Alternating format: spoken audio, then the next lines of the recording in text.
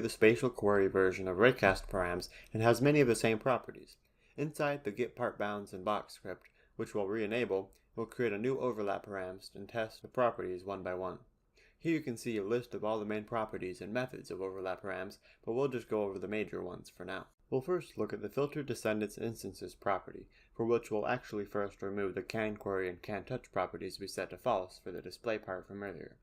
We'll also comment out the finding characters portion and overlap params object and set the filter descendants instances property to a table which contains just the display part we made.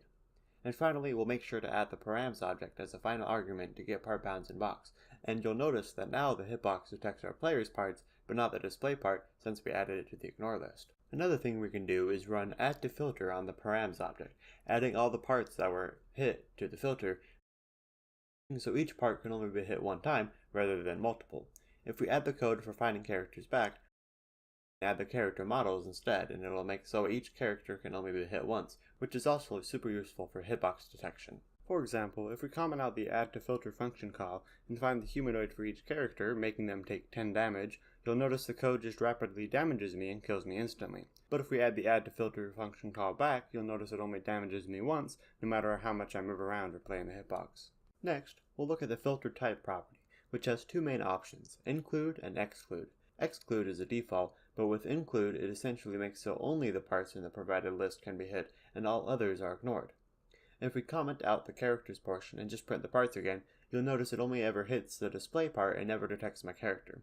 If we switch include to exclude, you'll notice it functions the same as before, ignoring the display part. Next is max parts, which basically limits the amount of parts that can be detected at a time. If we set it to 1, only one part can be hit at a time, but if we set it to 5, up to 5 can be. Another property is the collision group property, which is a reference to physics service collision groups, which I won't go into too much detail on, but it basically allows you to determine specific things that do or don't collide with one another, even with can collide set to true. I'll provide a link for more information to physics service in the description of this video. Thanks for watching the video, and I hope you guys enjoyed.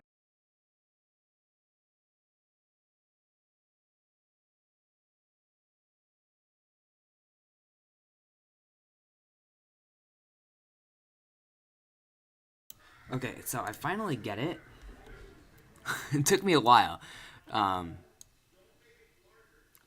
So this is a lot to uncover. It took me a lot of reading. Hold up.